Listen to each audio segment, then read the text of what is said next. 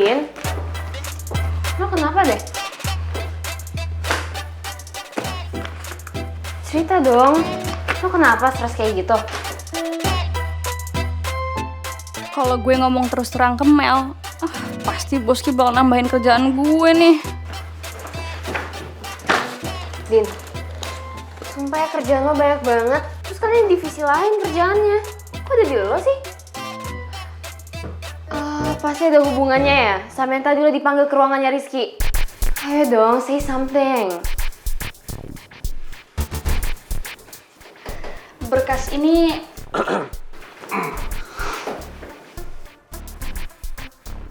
I think I'm right. Pasti semua ini ulahnya Rizky.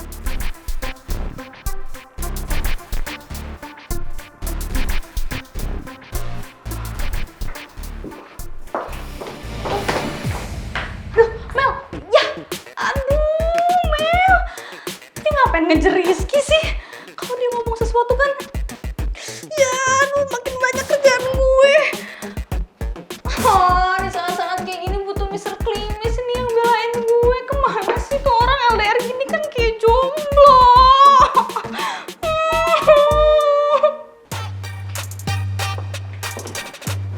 Pak Rizky?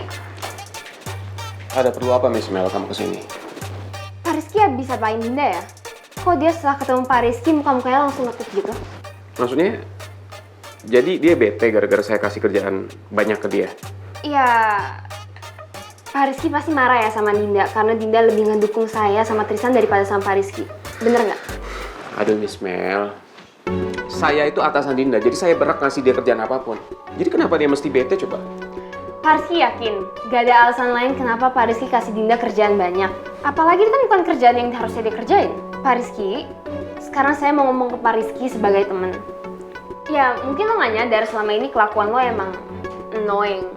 Tapi gue yakin banget, kalau misalnya emang lo mau ngejar cewek tapi dengan perlakuan lo yang kayak gini, gue yakin yang ada cewek bukannya mau sama lo tapi malah ilfeel Ki. Dan gue yakin banget, lo bukannya bisa dapetin cewek itu, malah cewek itu bakal ngejauh dari lo. Permisi Pak Rizky.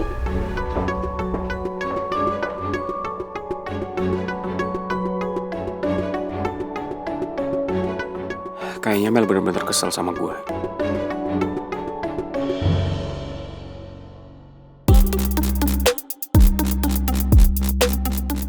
Din, kalau misalnya lo diperlakukan dengan tidak baik sama Rizky atau tidak wajar, ya ngadu aja ke gue.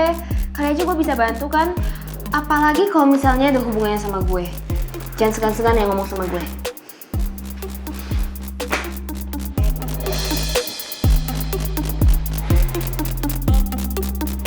Sorry Din, saya ambil lagi berkas-berkas ini. Kamu kerjakan aja kerjaan yang sebelumnya saya kasih. Karena ini bukan kerjaan kamu. Permisi.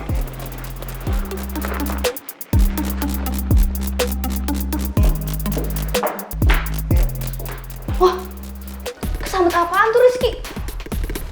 Ya, paling sekarang dia udah sadar kalau misalnya kelakuannya tuh childish. Lu ngomong apaan ke Rizky mah? Tiba-tiba dia jadi ajaib begitu. Nambah kerjaan yang udah dikasih ke gua. Ya, just talk to him as a friend.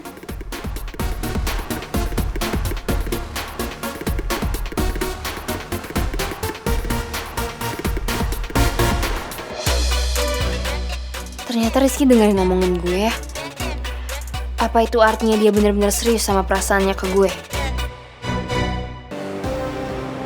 Pak Bos.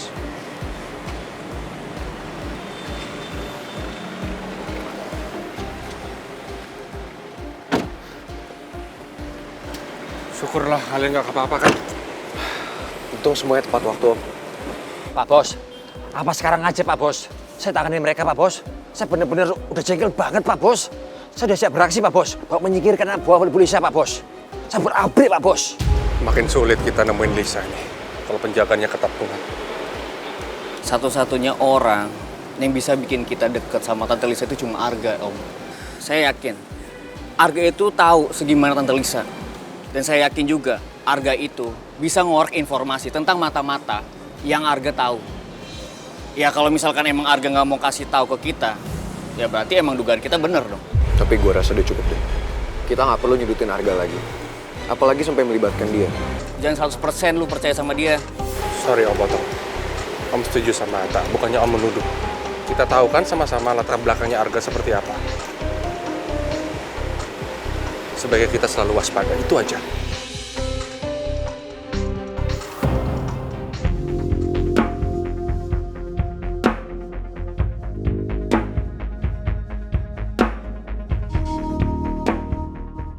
Putri, kamu akhirnya balik lagi. Entah kenapa, saya seneng banget lihat kamu kembali lagi ke sini.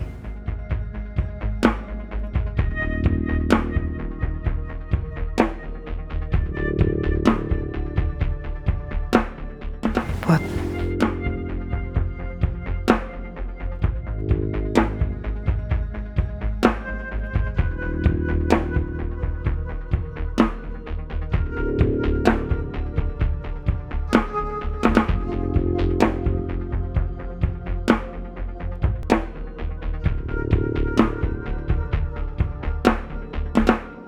Maaf Tante, saya kembali ke sini bukan karena saya mau deket sama Tante sebagai ibu dan juga anak.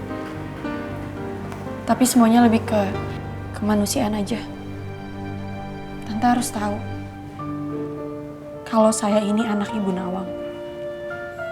Dan gak ada satu orang pun yang bisa merubah kenyataan itu.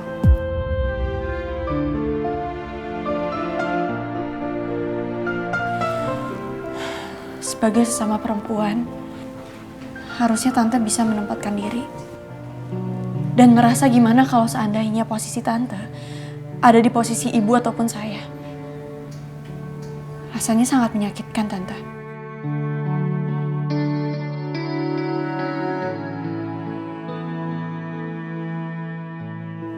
tapi Put, Saya mohon, Tante. Tante akhirin semuanya. Jangan pernah lagi merusak kebahagiaan saya ataupun ibu saya, Ibu Nawang.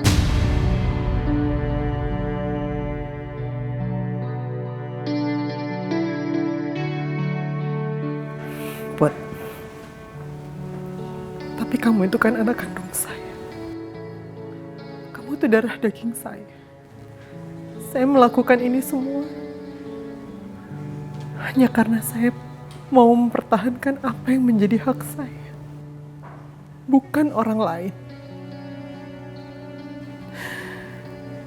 Saya cuma mau masa tua saya ditemenin sama kamu. Dan kamu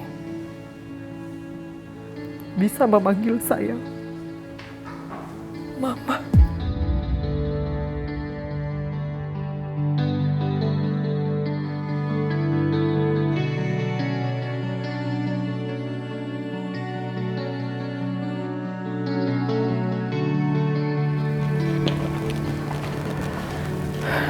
Maaf, waktunya dokter visit.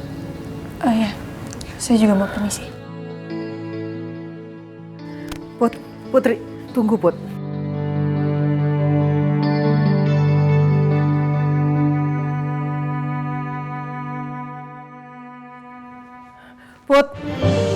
Putri, tunggu Put. Bu Lisa, tenang dulu ya Bu. Jangan banyak bergerak dulu, karena kondisi Ibu tidak memungkinkan. Aduh. Putri! Put!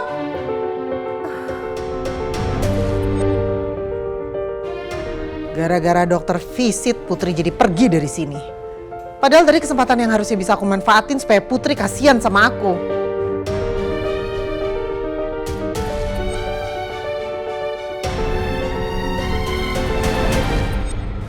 Teleponin kamu dari tadi. Kenapa sih nomornya sibuk terus? Selin banget sih kamu.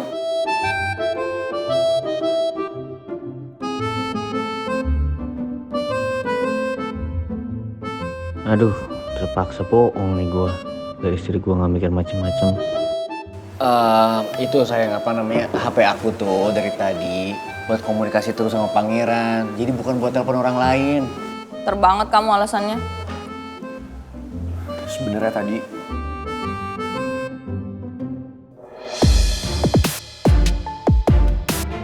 lo diam aja, Ran? Sebenarnya tadi yang Atta bilang benar. Kita online teleponan dari tadi. Ngebahas soal kerjaan. Ngomongin soal itu, gue harus telepon Putri dulu ya, benar. Halo? Sayang, kamu ada di mana? Kamu udah otomatis balik di taksi? Ya udah, saya susulin ya. See you, sayang. Guys, gue harus susulin Putri dulu ya. Ah, hati-hati, Ran. Cip, makasih kopinya. Hati-hati, Ran.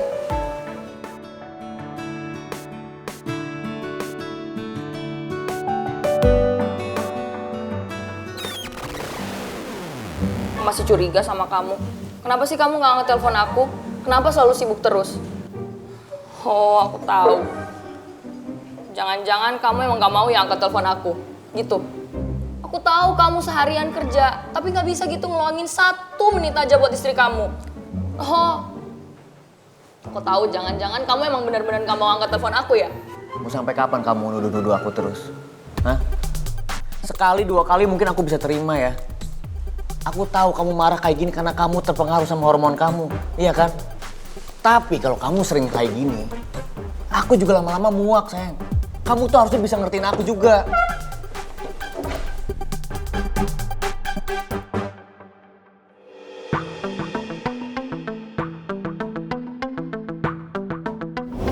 Tapi kamu itu kan anak kandung saya. Kamu itu darah daging saya. Saya melakukan ini semua hanya karena saya mau mempertahankan apa yang menjadi hak saya. Bukan orang lain. Saya cuma mau masa tua saya ditemenin sama kamu. Dan kamu bisa memanggil saya mama. Apa yang harus gue lakuin sekarang? Gue bener-bener gak bisa nganggap Tante Lisa sebagai ibu gue. Gue juga gak tega menghancurkan perasaan ibu. Gue harus tetap tenang. Gak boleh sampai terpengaruh sama semua omongan Tante Lisa. Apalagi selama ini sikap Tante Lisa jahat banget sama gue dan ibu.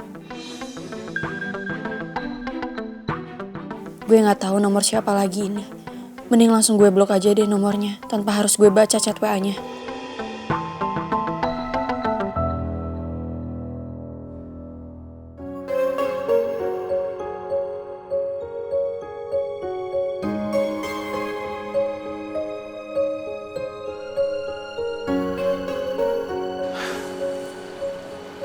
Sayang,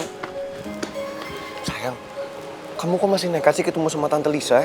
Kan saya udah pernah bilang sama kamu, Tante Lisa itu orang yang jahat, dia orang yang licik. Kalau kamu sampai kenapa-napa gimana?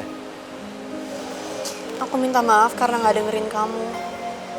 Tapi aku pikir kalau aku ngomong baik-baik, Tante Lisa bakal dengerin aku dan gak ganggu aku lagi. Terus gimana hasilnya? Tante Lisa malah minta aku buat tinggal bareng dia. Buat akuin dia sebagai ibu kandung aku. Bahkan Tante Lisa minta aku untuk panggil dia mama. Sayang, kamu gak akan melakukan itu semua kan? Kamu tahu kan gimana liciknya Tante Lisa? Gimana dia pinter banget memanipulasi dan memanfaatkan keadaan seseorang? Saya minta kamu jangan dengerin dia ya. Tapi kalau Tante Lisa gak bersandiwara gimana? Kalau emang dia ibu kandung aku, gimana?